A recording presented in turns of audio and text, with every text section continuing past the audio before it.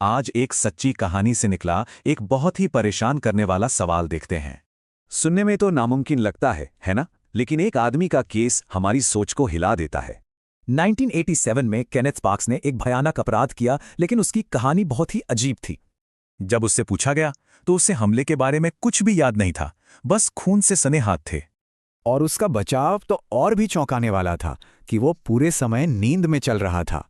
Medical भाषा में इसे कहते हैं सोमनाम्बुलिज्म, और ये एक असली स्लीप डिसऑर्डर है।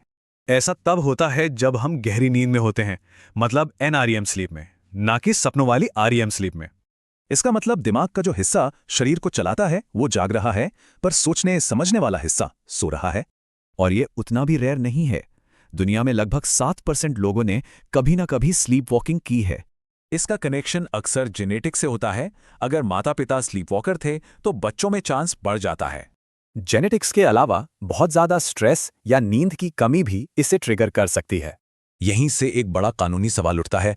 अपराध साबित करने के लिए इरादा साबित करना जरूरी होता है। कोर्ट में इसके नतीजे मिले जुले रहे हैं। पार्क्स बरी हो गया, पर स्कॉट फेलेटर को सजा हुई। जाहिर है अदालतें इस दलील को बहुत शक की नजर से देखती हैं। कोई भी इसका गलत फायदा उठा सकता है। लेकिन खतरा सिर्फ कानूनी नहीं है।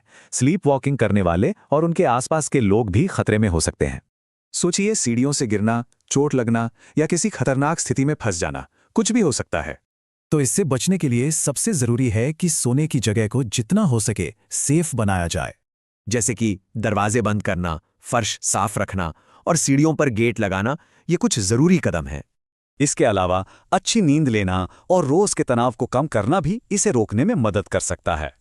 आखिर में ये हमें एक गहरे सवाल के साथ छोड़ जाता है। अगर हमारा होश वाला दिमाग सो रहा है तो कंट्रोल किसके हाथ में है?